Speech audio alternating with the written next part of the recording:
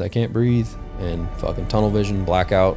I died like back to back to back to back to back like 4 more times. Because I've seen the great things that those men and women did, specifically at Abbey Gate, like leading up to the bombing. I mean, I watched Marines, sailors, soldiers, airmen fucking just stay up days on end, fucking triaging casualties, pulling fucking families out, bringing them to safety, fucking carrying orphans on their shoulders to bring them to a fucking somewhere that they can have a family and a life there. But I've seen the best and worst of humanity. You know, every one of us did, like the absolute fucking worst of it, and the horrible atrocities that humans will commit against each other. And I've also seen the greatest amount of suffering a human can go through and still pour their soul and their, you know, their passion into someone else while they're going through the hardest time of their life. Thank you for checking out the Operation Onward podcast. Help us build this veteran community and get the word out. Like, subscribe, share it on all your platforms. Help us beat the algorithm. Enjoy the show. Welcome to Operation Onward. Today, we're lucky and honored to have our friend, Marine Pig, Purple Heart recipient, combat veteran, Mr. Tyler Vargas-Andrews. Tyler, welcome to the show. Thanks for having me. Grateful to be here. Yeah. We met very briefly last year at a dinner that took way too long. Yeah. No, I'm very grateful to be here, man. And it's yeah, I mean, let's talk, I guess. Let's go, man. Yeah. So what do you have going on right now? You know, our audience, I would say primarily is military and veteran audience, and Gold Star families. And just kind of want to highlight what you have going on right now in life. I know that you've had some things that you started up, little entrepreneurial endeavors, and we want to highlight that for us. So what do you have going on right now, man? Oh, I appreciate that. Yeah. So I was telling you earlier this year, I started learning from a few professional bladesmiths and blacksmiths, and so I've started my not technically journey, but and there's like the journey, you know, for your for a journey blacksmith and whatnot. But I've started my amateur profession so far as a bladesmith and started forging Damascus steel, Damascus knives. So kind of been grinding away pretty hard. Kind of gets tough sometimes with one hand, so I get pretty burnt out fast. But it's like, for me, it's, you know, creating a beautiful tool to be able to give to someone else, and, you know, it's folding different types of steel into itself to kind of create art in the metal itself. And that's something I wanted to do since I was a really young kid. Watched all the YouTube stuff, the Forge and Fire stuff. Yeah, and, man. It's been awesome. There's a veteran-owned forge, Black Horse Forge, just north of where I live. So I've been going up there and learning from them, learning from some incredible folks over there. And they're actually a business and a nonprofit, but they give like open opportunities for vets and active duty service members to come out and learn whenever they want, work on whatever they want. What's the name of that forge? Black Horse Forge. Black Horse Forge. Steve Hotz is the owner over there, and he's a vet himself and just done some incredible stuff. I mean, outside of the, you know, of the knife world and the blacksmithing world as well, but giving guys, like, they have the big, like, iron sharpens iron, and we're all pretty familiar with that. That phrase, but that's like, I mean, forged in fire. Yeah, like, I hate that was trademarked by the History Channel. Yeah. Because like that is, I mean, that's the veteran story. It is. But yeah, no, and it's been great. So that's kind of the most recent thing. I, you know, learned a lot over the last couple years of knife making here and there and whatnot. So I've been doing that, and I'll be kind of hard launching with that, with my brand, my own now personal brand, personal business, Tyrant Design. So that'll be hard launching probably the end of next month. The apparel that I'm wearing is kind of the soft launch of it and whatnot, and some cool patches and whatnot, which don't let me forget to give you guys patches, because I brought some for you. But yeah. Thank you. Yeah. No. Oh, thank you. Yeah, it's got a cool one, cool opportunity, I guess, to learn, really. I mean, I felt like I haven't, outside of the social media stuff and like public speaking and whatnot, I haven't felt as, I guess, enamored with like being in a learning environment again. And I realized it was what I was missing kind of after I got into it. I had gone there to I got one of the ball bearings that was pulled out of my RCO by my sniper platoon commander. They were in the armory afterwards when everyone got back from overseas, and they were like shaking my rifle around. It was just like ripped apart because I had 150 ball bearings that entered my body, and then the rest hit my plate carrier, my rifle and stuff, and like my optics fucking ripped through. The rifle's all twisted metal and stuff, and my sniper platoon commander came to visit me while I was at Walter Reed, and he gave it back to me. And interestingly enough, I have 13 full ball bearings still in my body right now, and like 3 pieces of shrapnel. And then that one is the only one that I got back. And so I was trying to find a way to cut it and set it on both sides of my fiance's wedding ring and or engagement ring. And I was just going to do it in my basement shop and take a Dremel to it and just fucking cut it in half. And I was like, let me see if I can find a blacksmith or something. I had gone to like 5 different jewelers to figure it out. And none of them wanted to touch it. They're like, this is too important. We can't mess with this. I'm like, you guys cut diamonds. Like, you can't help me out with this, And I ended up finding that blacksmith not far from my place. And I was like, hey, can you guys help me with this? And by the way, like, I've always wanted to do this. Can I, come learn at any point? And they're like, yeah, that's actually what we're all about. So we sat there and they were like, yeah, we're going to pretty much do it the way that you said, like cutting it with a little rotary tool. And they actually helped me set it in like a jeweler's vise. And then I sat there and cut it myself and took a blowtorch to it and polished it off. And then I got it set on both sides of a ring. And so you actually made your fiance's ring? Yeah, not the whole thing, but I made the 2 side. I mean, you shut the diamond out. Yeah, like yeah. She didn't want a diamond. Actually, I ended up getting her sapphire. So nice. I now have an intermediate education in sapphires because I learned a lot from that. But thank you. It's cool. She takes care of me, man. She's a Marine Corps vet as well, and we're finishing up her time in the Secret Service right now. So yeah, I don't know why she puts up with me. I tell her all the time, like, man, I would not want to put up with someone in my situation, but yeah, she's awesome. Helps me, allows me to do things like this, and definitely fuels my ability to travel and continue to impact, where I think is the most necessary and important. So it's awesome. Yeah. When are you going to have your pieces, like your artwork and blades available for like, for the community to like, where can people find your work? Absolutely. And when are you going to start having stuff available for purchase? So it's on tyrantdesign.com and then, or at Whistling Death on Instagram and most other stuff. You can find the links in my bio and whatnot, but it'll be there. Should hard launch with blades, the end of next month, end of October, kind of into November. So that'll be that. But yeah, that's kind of the most recent thing. Other than that, just shooting, eating right, and fucking trying to enjoy life, man. Yeah. Oh yeah. So, well, I can tell you, as soon as you have blades available, one's going to be living on my battle belt. Man. I'll make you something awesome. Yeah, man. Sweet. Yeah. The first one that I like, the first fully made forged by me knife is, I'm giving as a gift to my buddy, Brian, he was wounded in 2016, by ISIS-K. So who also, blew us up, and, he got wounded back in 2016, got shot. We call him Forrest Gump, got shot through the ass, and it, ripped through his stomach and intestines and messed him up pretty good. But he's still kicking. You picture like what does an Army Ranger look like? He's just big, strong, fucking buff dude. Like kindest human being I've ever met in my life. You wouldn't know, but I have a piece for him, and I've set mammoth molar into the handle. So some fossilized mammoth for him, and out of the first piece of metal that I've worked on, pretty much. So it's cool. Awesome. Yeah, no, it's special, and that's what it's about for me. Is like it's getting to kind of give a little piece of what I'm passionate about to other people. So it's awesome. I appreciate that. I've always said that like bladesmithing is art. Like you are truly making a piece that's going to live on for generations. Yeah.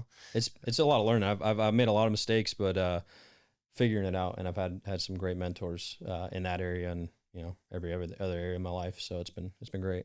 Heck yeah. So rewinding a bit. Yeah. Tell us a bit about early life. Where'd you grow up?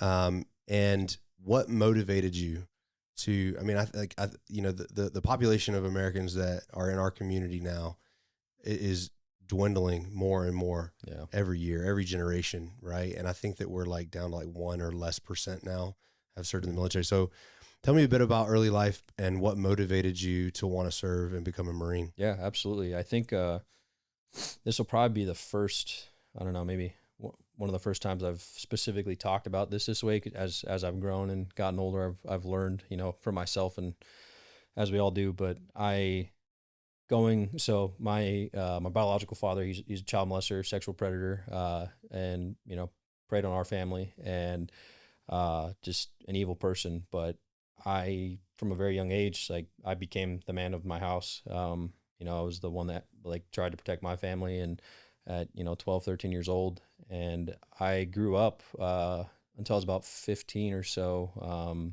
down in Vacaville, Fairfield area of California. So still Northern California, right next to Travis Air Force Base. So all of my, like, middle school and high school friends were Army or Air Force brats, and I didn't have anyone in my family that had served other than my great uncle, and he was also in the Air Force for like 8 years. And he was also, like, the only male role model at that time in my life that I had. He lived, quite a ways away, but he always spoke very highly of the military, and we'd go down and visit him in Southern California throughout the years. And growing up, seeing, like, all of my friends who were passionate about going to the military, their parents were all military, and, like, our high school was literally Travis Air Force Base, the street, and then it was our high school. And so it was, they were touching, and the middle school was the same way. It was right next to it. And so, you see planes like C-17s and whatnot flying out every day, and parents come to pick up their, kids in uniform and stuff like that. And growing up, being around my friends' family and whatnot, it was like, I just, I didn't really see anything else. I was like, wow, they're doing great things. And I also saw the way that my friends suffered too, like with their parents being gone or having to move and things like that. And I have a friend for 6 months, and then they were gone or something. And so I didn't directly have I would say necessarily someone in my life that was in my family that was like, you should go do this or look at this. It was just like, I felt it was the right thing to do, and it was what I was interested in. And I was like, man, I want to fly planes. Like, growing up as a little kid, I was like, oh, I'm going to be an astronaut, and every, young kid's dream. And then I found out, I was like, oh, I'm going to be a fighter pilot. Like, that's badass. That's what I want to do. I was around a lot of Air Force, and then I found Top out, Gun. yeah, I was like in middle school, and I found out I was color deficient. And then I got to high school, and I got into JRTC for like a year and a half. And they're like, you can't be a fighter pilot. Like, you can't see colors, right? And so I was like, well, damn, there went that. And my family and I moved to Folsom, California. And then as I grew into a, older teenager, kept seeing the Marine. It was in my back in my day, it wasn't the Marine with the sword fighting the dragon. It was like Marines coming out of the water. And I was like, oh, I want to go do that. I want to go do special forces. I had no idea, until I grew up years later, that special forces are on the Green Berets. Like, it's not even a Marine thing. And then I will say that Marines have the best freaking recruiting ads, though. Dude, they're great. Because I was the Marine fight. It was the lava monster. Yeah, that's exactly the Marine fighting the lava monster on the bridge. Mm-hmm. Yep. Come on, man. Yeah. That and so it was it transitioned to, like, I don't know, it was probably like Marine Raiders or Recon coming out of the water doing cool shit, know. And so I was like, I want to be a Marine. Like, that's for me. And I still share this, whether it's one-on-one or talking to couple thousand people, like, enlisting in the Marine Corps is still to this day the best decision I've ever made in my life. And it shaped me to the man that I am, shaped me the man that I'm proud of, and given me my life skills, whether physically or mentally, to continue to be successful. And when there's hard shit in my life, most of the time, like, I've been through a lot worse, obviously outside of just getting wounded. But I was like, yeah, I've done way harder shit in the Marine Corps, but it's different, it's life shit. And so I just knew, I was like, this is for me. And I remember telling my mom, I was like senior year of high school, like, hey mom, I'm going to go into the infantry. Like, that's all I knew. I was like, I can't be anything but a grunt. Like, if I'm going to the Marine Corps, like, that's what Marines are supposed to be. And so I told her that, and immediately she started bawling her eyes out and crying. She's like, what if you come back different? Like, what if something happens to you? I'm like, I'll be fine, mom, like every mom does. But she she's like, go to college, like, try college for a bit. She's family law attorney, very academia oriented. And school was not for me. I fucking hated school. I don't know if I can cuss on here or not, but Unfiltered, bro. Yeah, I was like, I fucking hated school. I didn't have any like diagnosed, ADD or ADHD or anything, but I could not like do anything in class. I loved history.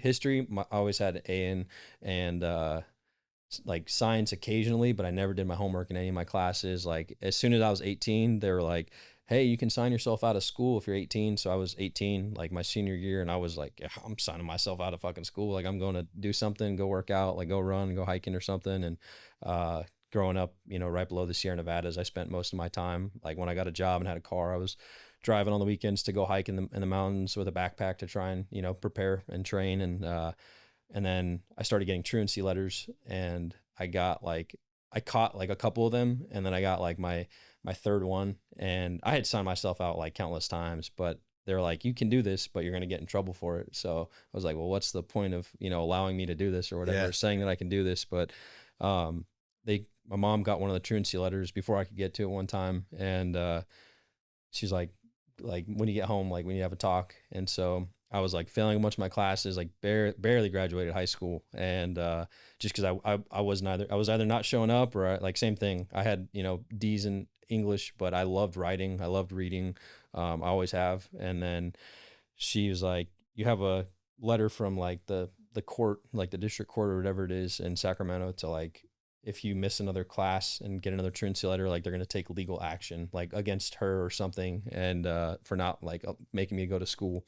And I was like, well, I'm going to school. I'm just leaving early, and, I was like, am I really going to get in trouble for this? Like I'm legally allowed to do this. So it's like, kept signing myself out, and I didn't get in trouble. So it, worked out. But, then I, kind of got restricted on some sports and stuff, cause I was not passing my classes. And my mom one time, she was like, if you don't like, you're not allowed to go to soccer practice. And so I grew up, I was a goalkeeper and, played baseball and soccer, but soccer was like what I was better at, and played club soccer, high school soccer. And she was like, you're not going to like soccer practice. Like don't go today. You're in trouble. And, she's like, if you go, like, I'm going to come out there and like onto the field and say something to your coaches. And I was like, bullshit. And so I go to practice. Halfway through practice, it was a long practice too. We had a tournament coming up like that weekend, and I just hear her fucking screaming. I'm like standing in the goal doing something and like practicing and training, and I just hear her like screaming at me, and I'm like, oh fuck, like the whole world came crashing down. And I like look back, and like my whole team, my coaches are there. My mom's like, Tyler Vargas-Andrews, like, get your fucking ass over here. And I'm like, is this really fucking happening right now? And my mom, love her to death. We butt heads more than anyone in my life. Like we go at it, but she raised me very well, and my siblings very well. And I grew up seeing her, and our family as a whole struggle and suffer through a lot. And so, I've seen, her go like file for bankruptcy and have to completely rebuild her business and her firm, and moving us away farther north from my biological father. And, she had every reason not to succeed and professionally. And she did, and she chose to, and worked her ass off for it. So for me, it was like one of my, kind of foundational values was seeing that and seeing the way my mom struggled, but she still succeeded. And, I always just was like, well, I have no reason not to be successful in my life. And so that's kind of where that came from initially. And then, to go back to that real quick, she came out on the field, ripped me a new one in front of my coaches, and my coach, like my head coach, he came up and he's like, what the hell is going on? And she told him the story, spilled the beans on my, failing grades and stuff. And then, he was like, okay, well, like, how about he checks in with me? Like, he gets his homework done, starts getting caught back up. Like he goes to one practice a week, and then, work from there. And so I kind of got back on track just enough to graduate. And then, I did graduate, and my mom was like, there's no fucking way you're graduating high school. Like there's like, you can't do it. So I like went to all my fucking teachers that I was failing classes in, and they were like, we really don't want to help you out, but like, you're a good fucking kid. And so, I fucking caught up on, I did every like homework assignment for my English class, every homework assignment for, like science and everything else. And then, caught back up just enough to pass. And then, graduated, went to community college for a year. played soccer there, and she had convinced me. She was like, just go for a year, see if you like it. And kind of similar path. I was going to my kinesiology course and I was going to my history course, and I wasn't doing anything else. And I like just barely skated by enough to like still play on the team. And then I was like, yeah, Mom, like this semester's done. I'm fucking going to the Marine Corps. Sorry, I love you. And then I enlisted. I went to the recruiter, and my senior year of high school, my government teacher gave us all the opportunity to take the ASVAB. And so he's like, hey, if you take the ASVAB, like today at 9 a.m., like you can have the rest of the day off. And so I went, took the ASVAB. I scored like a 90 or a 91 on it, and went to my recruiter. Yeah, it was good. Went to my recruiter and in Folsom, and he was like, so what do you want to do? And I was like, I want to go into the infantry. And he was like, you're fucking stupid. Like, you're not doing that. You can have any job you want. Like, you're not doing that. And I was like, I'm not going into the military if I can't be an infantryman. And he was like, why do you want to do that? And I was like, oh, I want to be like special operations. And I was like, I want to go be like something like that. And I had no idea even at that time that there was like a difference between, like recon Marines and then, actual special operations and Marine Raiders and MARSOC. And so he educated me on that. I got in and then went to MEPS, did that whole thing. I was in the delayed entry program for like 9 months or so. So I was just. What year did you, what year did you enlist? 2017. 2017? Yeah. Okay. 2017. And then, went to West Coast Boot Camp. Hollywood. Yeah. MCRD San Diego. And then, boot camp was one of those things, like, thought it was kind of a joke. Like, it was cool. It's what it was supposed to be, but it was just annoying more than anything. Like, it wasn't, I don't know. Some people, everyone has different experiences in the Marine Corps, but I was like, yeah, boot camp wasn't hard. You just kind of shut up and be loud when you need to and just do your push-ups and fucking pull-ups and work hard. So that was that.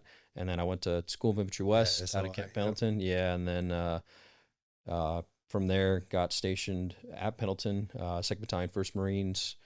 Did what was your out of going through SOI? Yeah.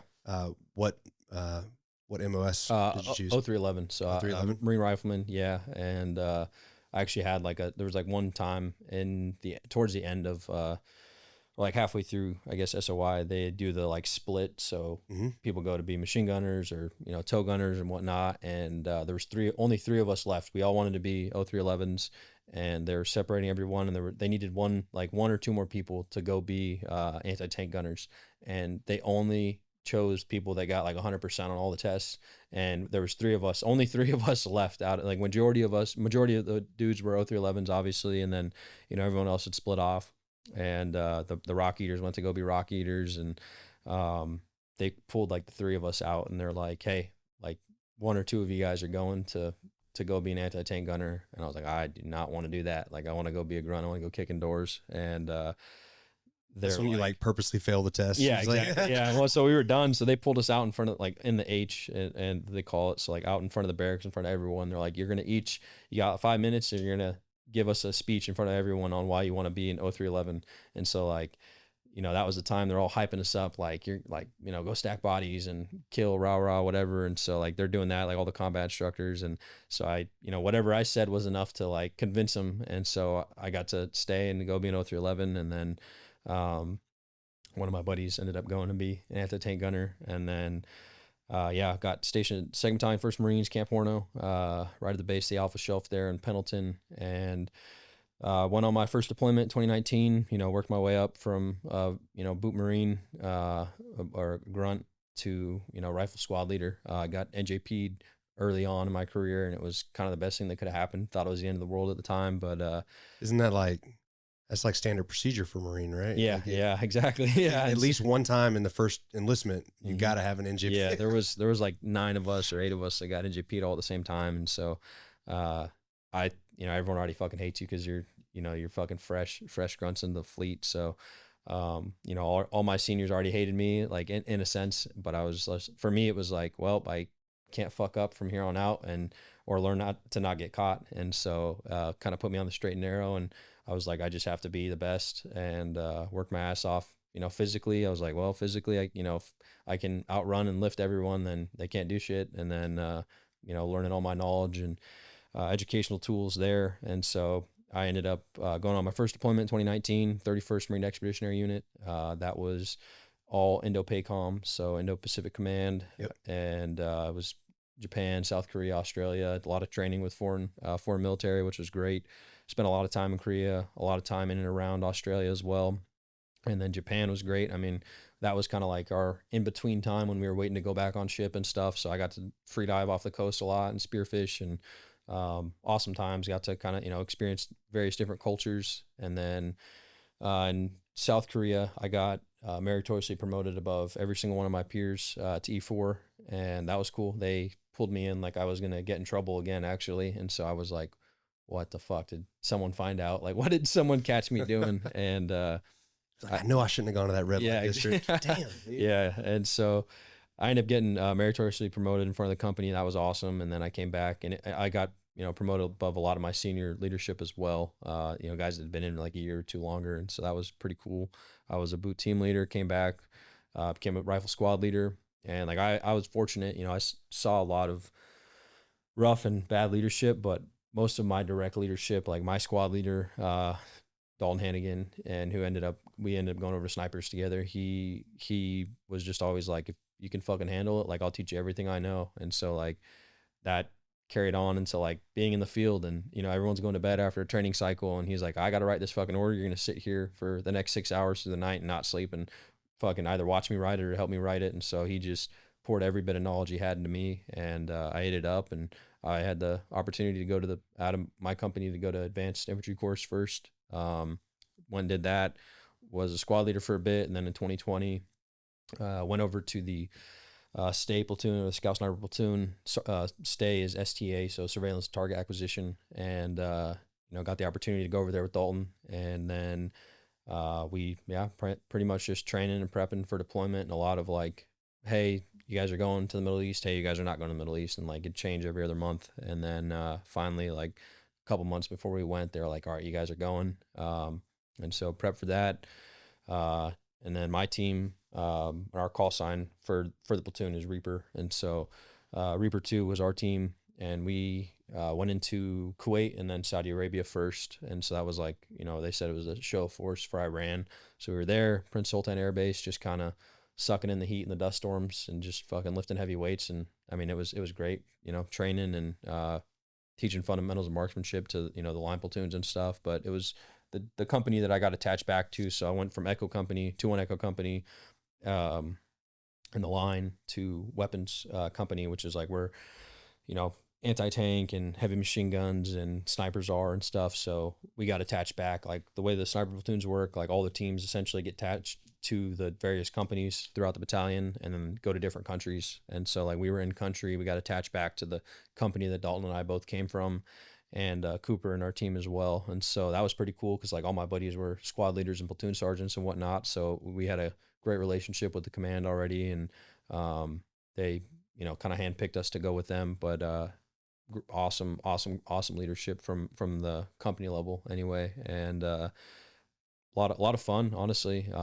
It was like, the pinnacle of what we wanted to do, or like we get to go to the fucking Middle East. Like this is all we've heard about for our entire lives, and for 20 years of war. And so it was like, fuck yeah, we were stoked, and a lot of sitting around, but a lot of training, sitting around as in like, just waiting to do something operationally, but a lot of training, a lot of, traveling around to back and forth to Kuwait for using the Army sniper ranges and whatnot. And then in, the entire world's watching Afghanistan fall, and we're sitting there in Saudi Arabia, and our the colonel of the SP MAGTF, the Special Purpose Marine Air Ground Task Force Crisis Response is what we were a part of. So we were there with the flagpole pretty much. The company was, and so they're like, we're trying to send you in Afghanistan. And I bet at that point, like, I mean, so it was 2020 or 2021? 2021. Yeah. So 2021. And I mean, that dates me. Like I'm early global war on terrorism. You make me feel old, man. But, did you ever feel like you were, at that point we had already, pulled out of Iraq. Yeah. Afghanistan was on the wind down. Did you ever think that you were going to get a chance to deploy to one of those theaters, or not at all, honestly? I mean, so I'm sure that when you heard that, it was like, yeah, because they had the Marine Corps had transitioned to like only 7th Marines were the ones getting the Central Command deployments. So only 29 Palms, essentially. They're the only ones that were on that rotation for a few years, I want to say.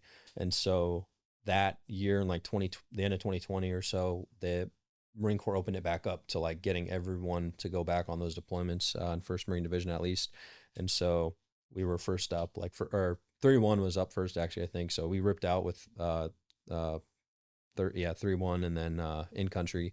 And for us, like, yeah, we definitely, I knew I had planned on staying in for a while and like going trying to go the MARSOC route. And I was like, I'm going to fucking get to the war somehow. Yeah. And that's kind of all I knew and all I wanted to do. But yeah, for me, it was, and like kind of back to that, like why I wanted to join. I got put in that position from a young kid. Like I knew that I knew that I had the ability to do some good and I want to go kill the fucking bad guy, like actual legitimate evil. And for the woes and whys, we go to war and we're in whatever countries we are, there's good and bad reasons, but I can tell you, and most other fucking service members that have been overseas or not can as well, like there's fucking people that are suffering all over the world, and it's more common than not. We live, we're an anomaly.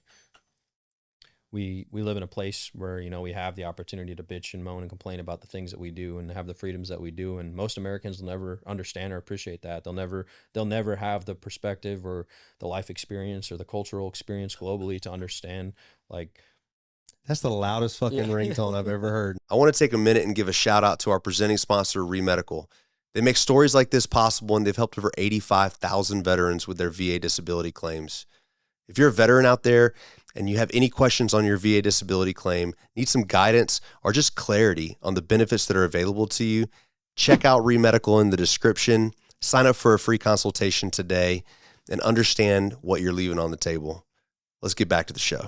Like I got to fucking worry about like, oh man, I forgot to fill up my water bottle before I came here. You know what I mean? Stuff like that. Like it's, at least I've got running water wherever, but, yeah, it was, I knew it was going to be an opportunity to better myself going into the Marine Corps. And, it's just what I was passionate about. It just felt right. I don't know if it's spiritual or, whatever it is, but I knew that was what I was meant to do. And, grateful to have the opportunity of done that. And like, kind of going into Afghanistan, we got sent over finally after months of trying to get in there. And I mean, we saw the worst of it, like watching people get fucking executed and, babies getting fucking thrown over walls, like women grabbing razor wire right in front of us, trying to slit their throats because they didn't want to get sent back out to the Taliban and raped and tortured. And, you see like piles of shit stacked up fucking as tall as I am because, they don't got fucking toilets and stuff like that. And people spending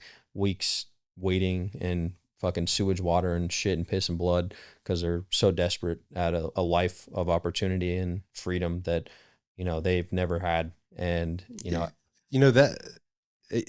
is, I can't. And that is, people have this like perceptions like, oh, well, America's just the world police and we shouldn't be there and we shouldn't, there's a reason for that, man. Yeah. It's because like, man, I can't imagine. No, I mean, you're absolutely right. It's like, you understand, you guys understand. It's just, it's one of those things that, seeing it firsthand, I mean, that's as real as it gets. And I mean, people dying every day of heat exhaustion and malnutrition and kids, women fucking getting trampled over because there's crowds of tens of thousands of people trying to fucking get on planes to fly out to, the US or various other, NATO countries. And, what I can say from my time in, and I know it holds true for most everyone else who served in the GWAT, like a lot of service members afterwards now, even especially now after the withdrawal and everything, they're like, well, what the fuck were we over there for? Like, what did I go over there and fucking watch my buddy die for in my hands? Like, what did I go and lose my limb for?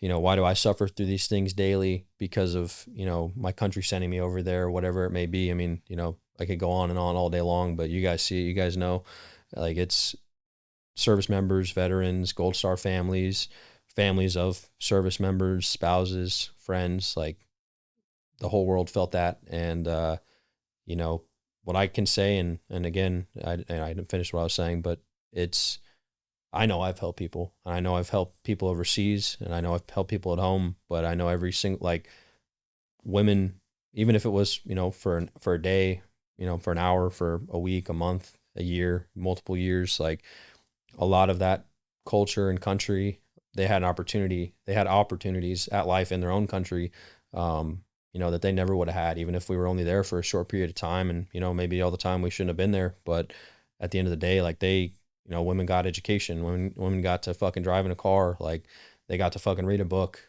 And, like, it was something that never would have happened had we not been there. Yeah. And that was something that they got a taste of. And a lot of them now have lives that are that, and they're either, in the US or they're in allied countries, and they're living a life of freedom and opportunity that they never, ever would have had otherwise. And, I don't know if I can ever really say, if it was worth it or not, because I've been asked that a lot, but, like, was it worth it? Like, what happened to you, or what you went through, or the 20 years of war? And, I think that's for everyone to figure out on their own. But what I can say is I've seen the great things that those men and women did, specifically at Abbey Gate, like, leading up to the bombing. I mean, I watched Marines, sailors, soldiers, airmen fucking just stay up days on end, fucking triaging casualties, pulling fucking families out, bringing them to safety, fucking carrying orphans on their shoulders to bring them to a fucking somewhere that they can have a family and a life. And I mean, I saw, the best we all did out there, but I've seen the best and worst of humanity. Every one of us did, like, the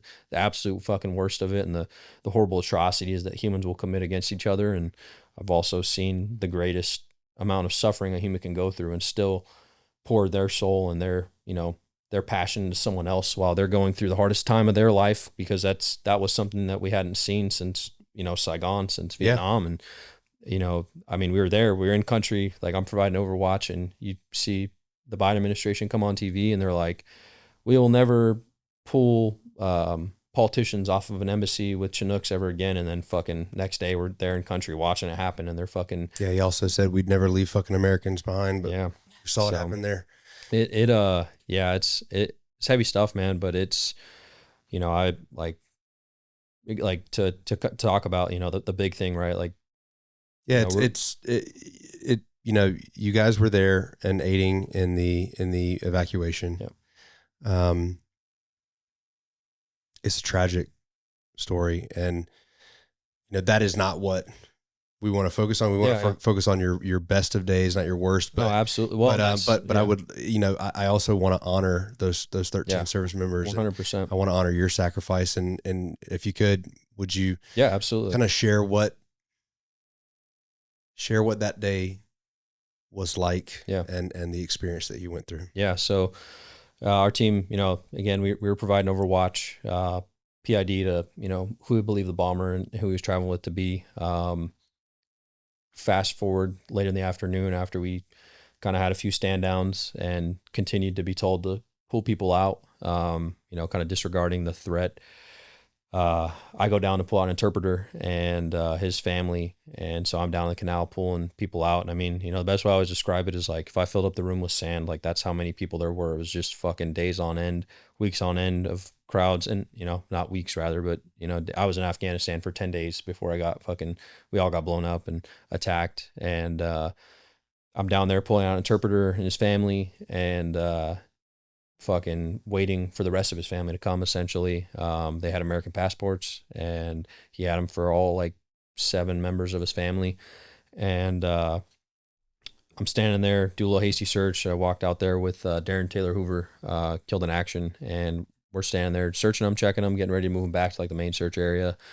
And I'm, it's like a 12 to 15 foot, like, dirt floor, a little 2 foot high or knee high canal wall, and then the actual canal itself, and then another like 10 to 12 feet across, and then little canal wall again, and another bit of dirt, and backing up to the wall and the chain link fence and the rest of the neighborhood that's right there, with the canal running in front of us all the way down and past our where our Overwatch position was in the tower. And so I wait down there. I'm like, hey man, I'll wait here for 20 or 30 minutes. And then, like, I got to get back to what I'm doing, but I'll ensure another Marine is helping you to get your family out, because the gate was already supposed to be closed at that point. Unfortunately, some of those failures on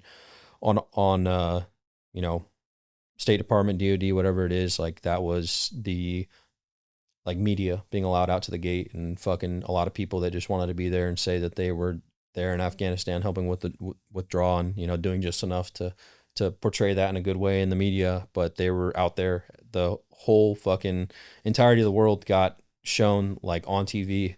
Abbey Gate is the only gate that's open. Like, come here and fucking, obviously, people, we knew that, but that also let the rest of the world know, and, whether good or bad. It also let the Taliban know. Absolutely. And so the Taliban checkpoint was like 155 yards north of us, our position. And then, obviously the threat of ISIS was there. And so I pulled out an interpreter and his family.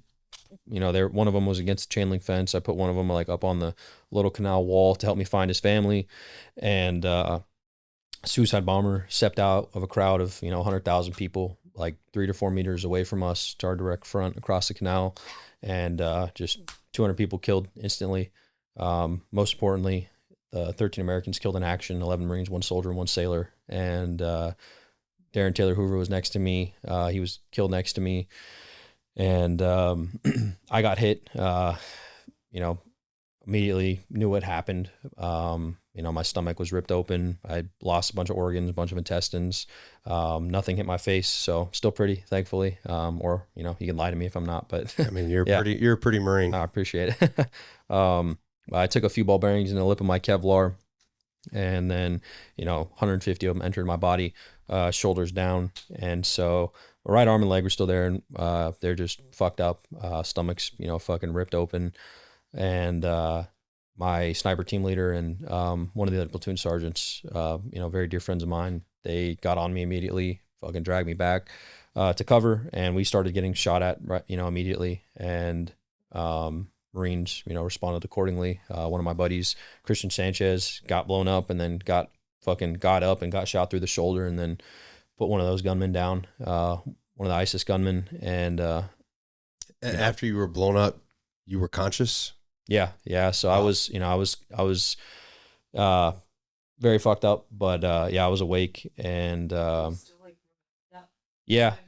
I mean, it's more so like, I mean, the further away I get from it, the more it's like I know what happened, because I've shared the story, and it's always tough. Like I had this briefly talked about this, but like I'm always like, I talked with Ryan Mannion like on her podcast recently. I was like, it's tough because it's so tough sharing it all the time, but I'm like, well, who the fuck else is going to talk about this, and people do, but unfortunately a lot of the time not, most of the folks that were out there don't talk about it. And that's not to say it's good or bad, but everyone has the right to tell their story if they want. And I know that I'm in a position and have the opportunity where I have a significant platform online, and had an opportunity to testify on the Hill and tell the truth about what happened out there, because every single person that likes to say, we didn't get shot at, or we didn't get blown up, or I mean, not that we didn't get blown up, but we didn't get shot at, or things didn't happen this way.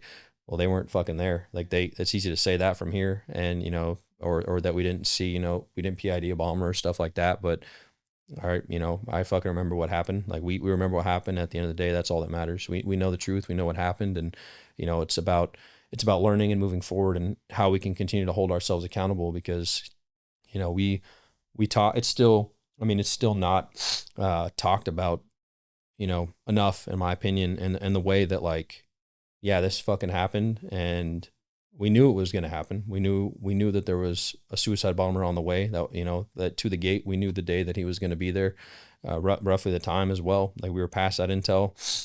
The entirety of the DOD, was, and it was disseminated, and, not saying that we necessarily allowed it to happen, but it did happen. And, how do we learn from this? And it's with everything. Like I'm not the first, we're not the first people to get blown up or shot at and stuff. And, our time in at the end of the war looked a lot different than the rest of the war. Like we're thinking, we're going to go in country and get to fucking go patrol and do this. And we were put in the worst humanitarian aid disaster since, Saigon, and, put into something that no one had experienced for decades. And so that was new to all of us. And I mean, there was a few seasoned combat vets in the unit, and even those guys like Hoover, they're like, this is like nothing I ever did. Like there's no script for this, yeah, man.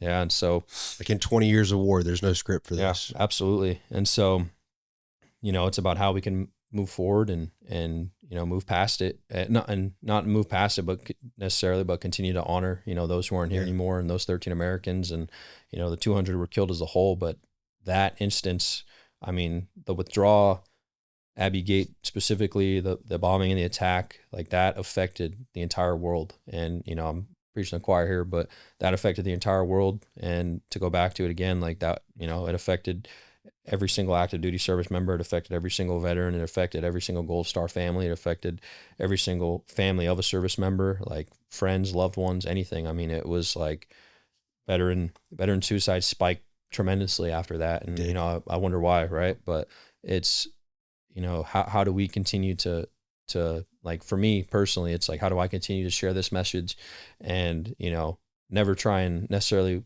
water it down, but share the, the meaning behind it. It's like how I view it. I remember like waking up in the hospital and, I'm like, I can like whisper because I've had the intubation fucking in and out and stuff. And like my whole body's, I was critical for I was in the ICU for like 2 months.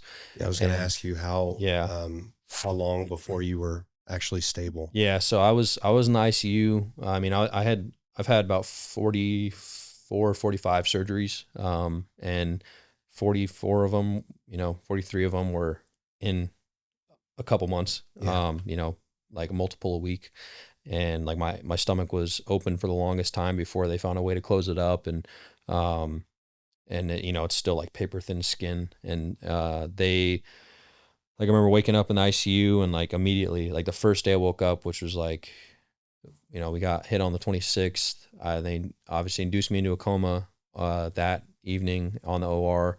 And, over the next 48 hours, I had 58 liters of blood, transfused. And then, finally get to Germany. I died and, flatline was resuscitated a few times there. My mom, they flew out there. The Marine Corps flew her out there. And then, I woke up and I talked for 9 hours straight. I just like blurted out everything that had just happened. And like my mom and, my best friend who was in, 1-1, the Marine Corps flew him out. They asked my mom, like, what do you need? And she's like, you get his fucking best friend here right now. And so he was like getting ready to go on deployment, and they fucking flew him out. Colonel Graham at that time, like the 1st Marine Regiment CO, flew him out, and he was there as, support in Iraq for my mom, which was great, and needed. And so I woke up, spoke for 9 hours about what happened, and like recounted everything. And then 2 days later, I'm like, I can't breathe, and fucking tunnel vision, blackout. I died like back to back, like 4 more times. And like, they had to life flight me over to Inova, Virginia. I had double pulmonary embolisms racing back, from my lungs to my heart. And, they had to get me to an ECMO machine to clean out my whole body of its blood. And then they did that. It was the first time I also got to sleep like fully. I like didn't sleep for like four days. And, they slept for a good bit, and they moved me back, like drove me back in a hospital from Inova. I remember that time, like I'm still like, just like how the fuck did this happen to me? Pretty much, like I can't, like kind of in disbelief, but, and not fully, aware of how bad it was. Like I knew my leg was gone, I knew my arm was gone. And then I was just in a fucking shit ton of pain, like all over my whole body. And so they drove me back in an ambulance, got back there, to Walter Reed. And then, like mid October, got sent into inpatient. And that was, I spoke about this today, but like my mom, there's like, when I got into inpatient, my mom's like, bud, like you're gonna walk again, you're gonna run again, or like you're gonna shoot and hike and do all the things you love. And I was like, I like laughed, and I was like, yeah, I know, like you don't gotta fucking tell me that. And she laughed and started crying, and she's like, all right, you're my son. Yeah. Like you're still my son. And, I woke up and, like this. And for me, it's not like arrogance, or pretentious, I guess, but it's like who I am today is who I was before I got blown up. And it's, why I am as successful mentally and physically as I am. I've grown a lot, but I'm still me. I'm still the same Tyler, and, just a little bit older and hopefully wiser. But, I knew, I'm like, yeah, like I had fucking friends and Marines killed right next to me. Like why would I waste my opportunity at life? And so I started fucking posting on social media for my buddies, like doing squats off the hospital bed and curling 2-pound dumbbells. Like, hey, I'm fucking good, boys. Like I'll see you, you know, at some point. And, you know, it was just, March fucking 23, you know, I had the opportunity to testify in front of Congress, and that happened like 2 days before I testified. That was, I was like asked, like requested to come testify about Afghanistan. And I was like, I don't know if I could fucking do that. Like I'll give you guys a written testimony or something, but like, not even that, like, can I do that? But like, I don't really want to do that. And then like a day went by and I spoke with the House Foreign Affairs Committee and shared my story and told them what happened. And they're like, jaws hit the floor, like all the staffers for Congress, and their jaws hit the floor. And like, we had no idea any of this happened. And then it really clicked. I was like, fucking no one does. Like no one's really, I had done like one small I'd done one or two like interviews with like the Washington Post, and then fucking Good Morning America, and like Good Morning America kind of like shit the bed on me. They fucking took like 8 hours of my time and my mom's time, and they didn't do anything with it. They didn't fucking share it. They posted like a little 5-second snippet of me, you know, I'm fucking Tyler and this is what happened. But you know, Washington Post, Dan Lamoth, he was awesome. He vet himself, and he did a great story and a great piece on it, and like the truth about what happened. And we did a little you know, interview, and but it wasn't gaining any attention. And so that happened in 23. I was like, if I don't fucking go and talk about this, like they had, you know, Aiden Gunderson and Scott Mann. And so Aiden was there in the withdrawal, and they had some other folks that were working with like, you know, NGOs and nonprofits, like helping pull people out, and by the tens of thousands out there, and coordinating flights, safe houses, stuff like that. But I was like, no one like who was like there that day and like saw everything that happened, like is talking about this. And not for not trying, but like dudes, like buddies of mine who were wounded at the fucking Wounded Warrior Battalion, like getting told like, don't fucking talk about this, or like your benefits might be at risk, or fucking like something might happen negatively. And dudes who are active duty, like being, you know, told the same thing, like don't fucking talk about this.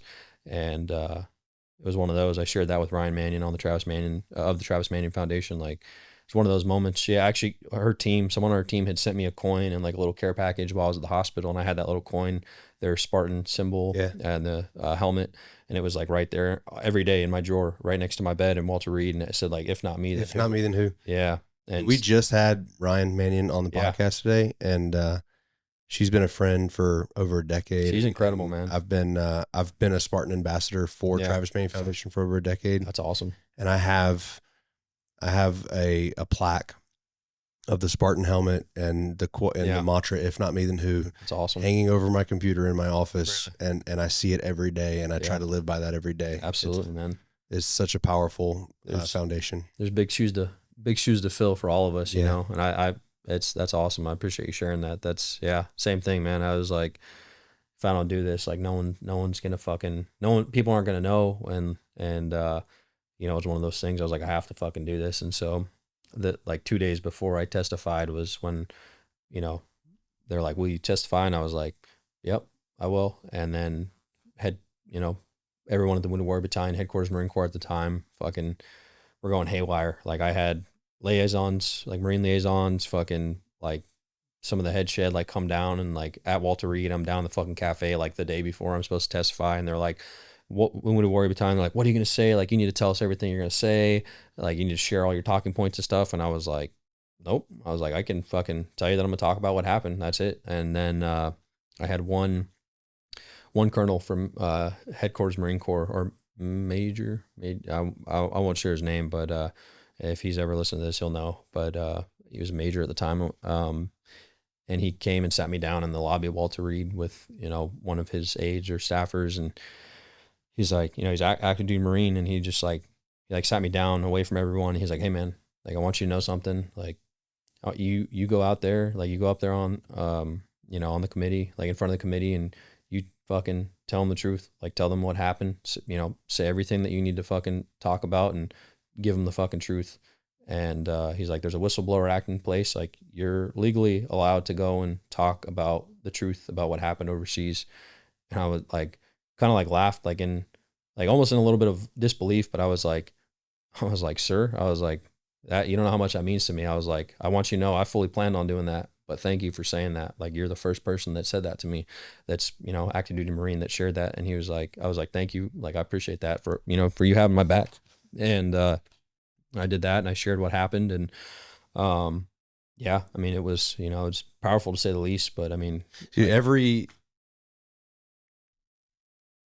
the entirety of the veteran, I mean, I don't even think it's an exaggeration to say the entirety, but the veteran community and the military community was so proud of you for doing that, man. It was so powerful and it meant so much to us. And I've never had a chance to thank you for doing that. Yeah. So thank you. No thanks ever needed, but that means the world to me, man. It's just like another thing. Like, I the way I thought about it, and I still feel about it, and the way that I choose to continue to live my life, and try and make a positive impact in the world, and the veteran community, and the active duty service members or not, and civilian community as well, and then in my community at home. It's like, well, if I fucking was the one that was killed over there, like, I would fucking hope one of my buddies stood up and fucking talked about what happened and told the truth about what happened overseas. And I was like, it's the least thing I can fucking do. And unfortunately, people think it's, for me, I'm like, I'm grateful I had the opportunity, but I mean, I obviously, I get an opportunity to meet a lot of people around the country and around the world. And people are always like, this is this incredible thing that you did. Like, this is like so unbelievable and so amazing. And I'm like, it's really not, honestly. It's sad. And the way I look at it is like, it's sad that someone with a lot more fucking rank on their collar didn't step forward and fucking tell the truth about what happened. Cause yeah, you know what? People are going to fucking die.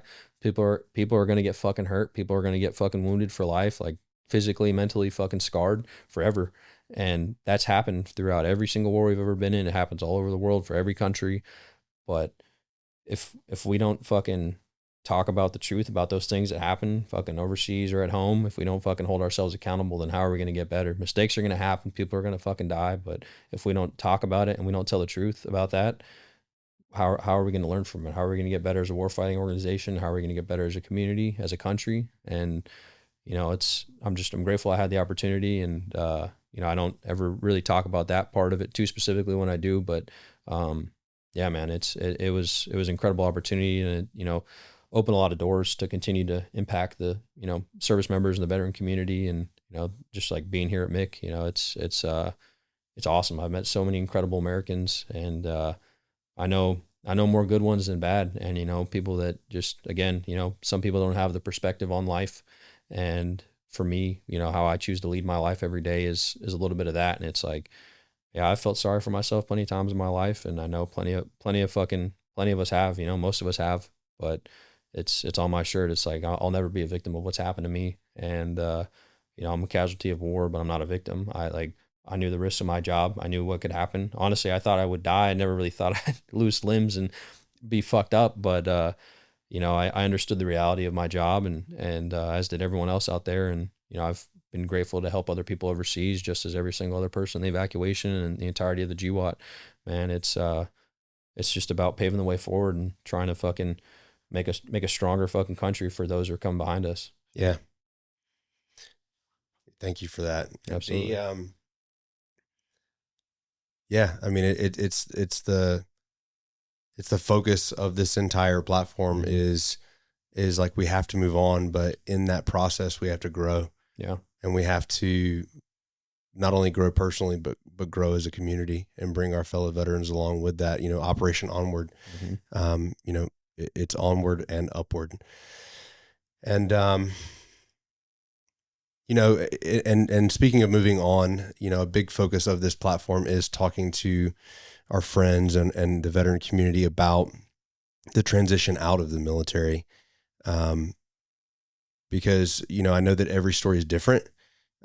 Some veterans have an easier time, and it's tough to say, but some of the times the veterans that have experienced the worst in the military have the easiest time transitioning out, at least with help from the military and benefits from the military. But that transition is never easy, and it's always a shit show. It's always another traumatic experience to add on to the freaking list. And like, why do you think that is, man? I just want to, you know, every time I ask that question, it's something different, but it's something powerful, and it's something to add to the list of what we need to focus on and get better. Like, why is it such a traumatic experience to transition out of the military? I think, and you know, we all feel it, but one of the biggest things, if not the biggest thing, is just the kind of the it's, I mean, it's a grief, you know, it's a form of grief. It's a grieving process getting out of the military, whether you loved your job or maybe you didn't, but it's the people, right? The whole cliche saying of like, and it's not so cliche, but it, you know, it's kind of put that way, but it's like, you know, why do I do the things that I do? I do it for the man and woman to the left and to the right of me. That's why I do that. That's why I do my job. That's why I fucking put the work in. And when you get out of the military, you know, it's, you feel like you lose that, you know, and in a lot of ways you do. You lose that closeness of living next to or with your best friends every fucking day, like the people you love the most.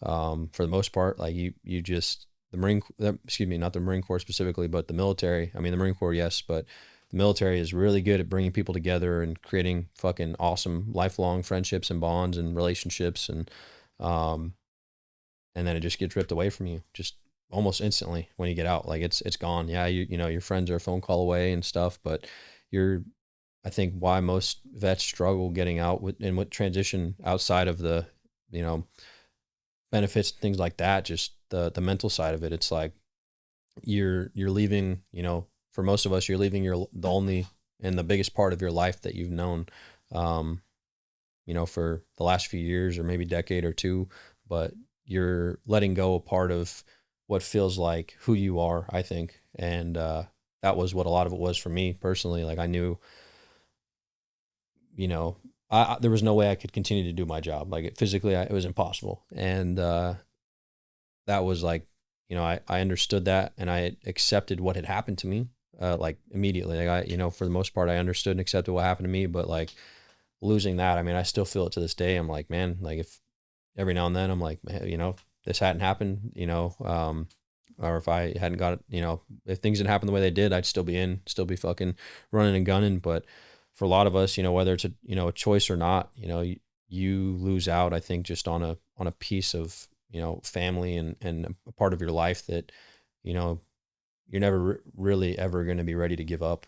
And it's about understanding. I think that I know I can, you know, personally speak on this, that I gained so much from the Marine Corps and from my time in the military, so many life skills. And it's hard to recognize initially, like, man, I fucking feel like I've been thrown to the wolves, and, you know, it might be months or years or longer, who knows, but you know, you gain a lot, you gain a lot of perspective on life serving, and a lot of experience, you know, foreign and domestic, you know, on how the world actually works and what reality is everywhere else. And you get to see and struggle. And I say that, you know, you get to struggle, we all do every day, but we get to struggle through the things that we do.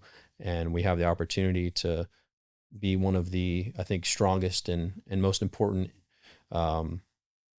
influences in our community and our countries at home. But it's hard to see that. And I don't know if I have a specific, you know, thing that I can say that's going to help, you know, everyone. It'll never be that, but you know, what I have found the most fulfillment in personally, post-service, is finding ways to positively impact other people's lives and continue to share my time in the Marine Corps and, you know, my own life growing up and how it's shaped me into who I am and how that's impacted me in my life today. And, you know, I've been fortunate enough to see a lot of that direct impact. And, you know, whether it's people reaching out in the hundreds, if not thousands, of like, you're the reason I didn't fucking kill myself today. And, you know, like that's my why. You know, it's like, well, fuck yeah, if I can fucking post a workout video or something like that. And it's more to it than that. I'm, you know, putting it lightly, but like if I can fucking show someone like I'm choosing to still persevere every day, then, you know, I hope that any service member or veteran watching this, or, you know, even if you're not, but specifically to answer your, you know, your point, it's like you have so much that you've given, no matter what your job was, no matter where you went, what you did or didn't do, you gave a part of your life and some of your best years of your life, if not all of them, as it seems, to the Marine Corps and to this country. And it's service, right? It's selfless service, and it's understanding that, like, if you were able to do that, you could fucking do anything else you want with your life. And it's hard to find that path. Everyone has to figure out what their purpose is and their why. But I can tell you that, how I view the purpose and the why of not just my own life, but in my opinion, the meaning of life, whatever it's whatever the fuck you want it to be, man. It's about just understanding that you have a lot more to offer than most of us, realize in ourselves. And, we're all, for the most part, our harshest critics, but, yeah, man, it's about just moving forward on that. I don't know if I'm being too redundant here. No, I mean, you thank you for that. It's amazing. And I think that, self-isolation is a long, dark tunnel. Yeah. And you made a comment there, and you said the word community a couple like and I think that's so valuable for the veteran community here. When we're in the military, I might have hated that dude and wanted to punch him in the face, but I would have run into gunfire for him. Yeah. And if I saw him today, I'd fucking cry and give him a hug. Absolutely. And it's those relationships that you're surrounded with, and the military community, while you're in the military, like, it's a community that's forced on you, and not in a negative way, but you're forced to be in this community. There's no other option, and then you're forced to bond and become a functioning member of that community. And when we get out of the military, that's ripped away from us almost in a day, right? You get that DD-214, you get that blanket, and then the next day it's like, well, we don't have any use for you anymore. Yep. And that's something that you just said, and that I think is really valuable for the veteran community to hear, is that, one, you have to fight to find that again. Yeah, 100%. But there are so many veteran communities that are out there, and once you're part of a veteran community, I don't give a shit if it's the American Legion or a VFW, if it's grandpa's chapter, right? Find a community. Absolutely. And be a part of a community, because if you're self-isolating, it's detrimental. It's a long, dark tunnel. And as soon as you're part of that veteran community, you will find healing, and you will find ways to move forward, and you'll do it as a team again. And that's something you said that I think every veteran should hear. Yeah.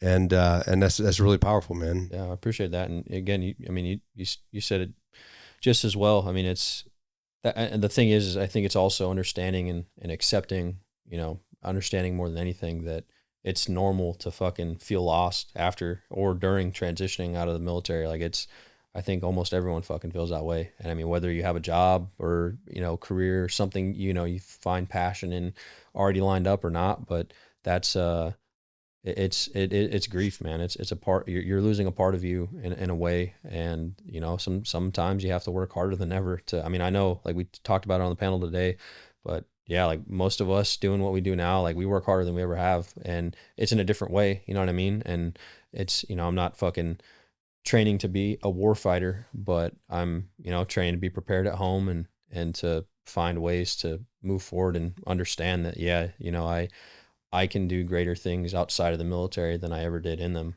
So it's the opportunity is endless. Yeah. What are some of the, we love to, there's a lot of our audience that's going through that self-isolation. Mm-hmm. There's a lot of our audience that is getting ready to transition out of the military. It can be overwhelming. Yeah. Cause you don't know where to look. You don't know where to, there's no resource hub. And so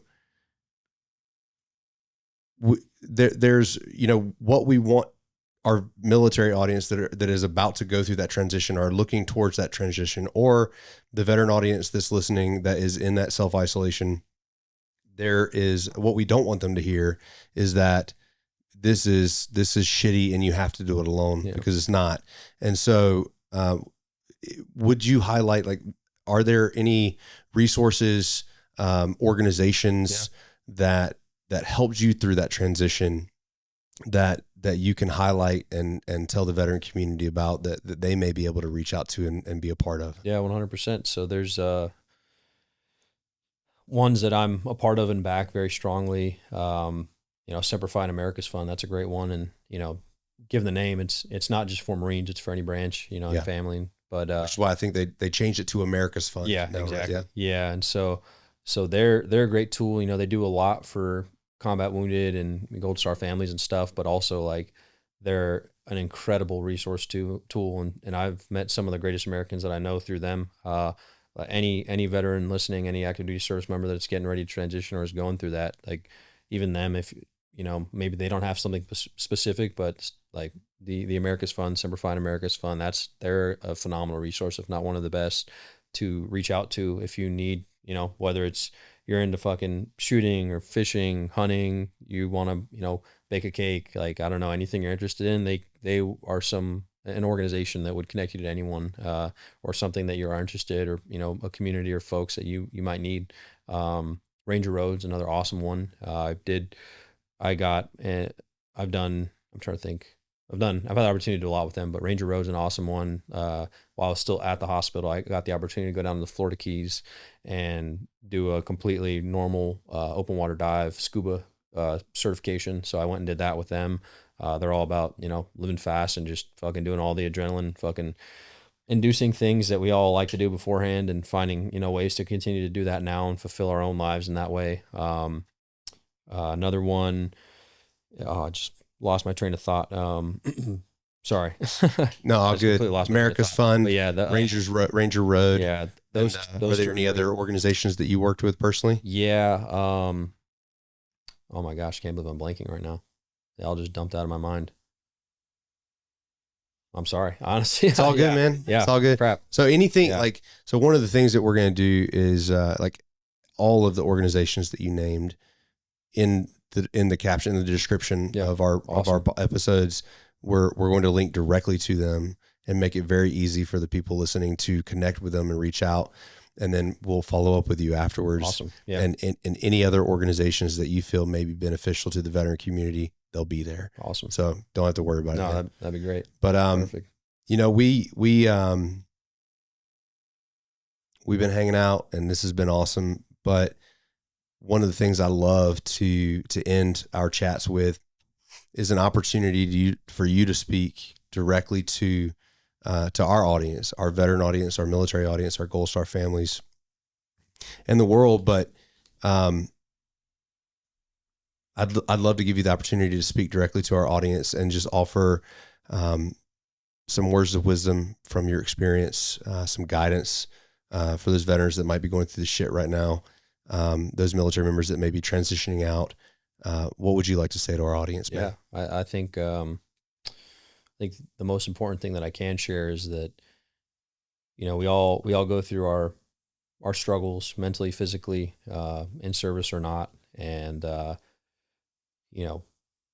like the worst thing that I've been through is the worst thing that I've been through. The worst thing that you've been through is the worst thing that you've been through. And, pain, trauma, struggle, grief, it's all relative to your own experiences in your life and, how you were raised and what you believe in.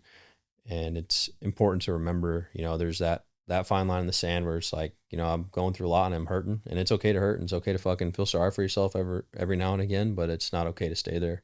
And understanding that the resources and the tools are out there, and, people can reach out to me directly, or you guys or anyone, but there's plenty of, service members that are online sharing their lives and what they've gone through and trying to make a good impact, that do want to help and do want to connect people to good resources. But it's important, above all else, I think, to remember that you're going to go, whether it's a loved one that was killed in action, or, someone that got wounded, or, something tough that you went through in the military, or something tough that you went through beforehand, or something tough afterwards. It's important to remember to not lose yourself and lose who you are. And, that, you're going to struggle and life's going to be fucking hard, but it's supposed to be. Honestly, I think it's supposed to be, because we'd have no frame of reference for how beautiful life can be if we didn't understand how painful and how hard it can be. So it's understanding that these things are going to happen in life, but it's about making the world a better place. It's about making your loved one's life a better place. And just trying to be a little bit of good in the world. You know, I fuck up all the time. I've made plenty of mistakes in recent years and throughout the entirety of my life, as we all have. But, you know, I've like to think that I've learned from a lot of those, and also learned that, you know, I have way more to offer to the world than, you know, I ever might have thought, you know, being fucking 16, 17 years old, wanted to go into the Marine Corps, and every single service member listening to this or veteran listening to this, I mean, they have it just the same. You know, I'm not anyone fucking special. I'm a regular fucking dude. Like I said, you know, who I am today is who I was before I got blown up. And anyone else out there, it doesn't matter if you went to combat. It doesn't matter if you fucking did this or did that. It's, you know, you've learned life skills that most other Americans will never have. And, you know, whether they realize that, listen to me talk right now, that they have those tools. And, I mean, yeah, the educational opportunities for life, like you've learned that. And, you know, maybe it was before the military, maybe it was during, maybe it's still happening after. Hopefully it is still happening after. But yeah, man, it's about not giving up, I think. Hell yeah. Tyler, thank you so much for your time, man. Thank you. Thank you for sitting down. Absolutely. Thank you, brother. Thank you as well.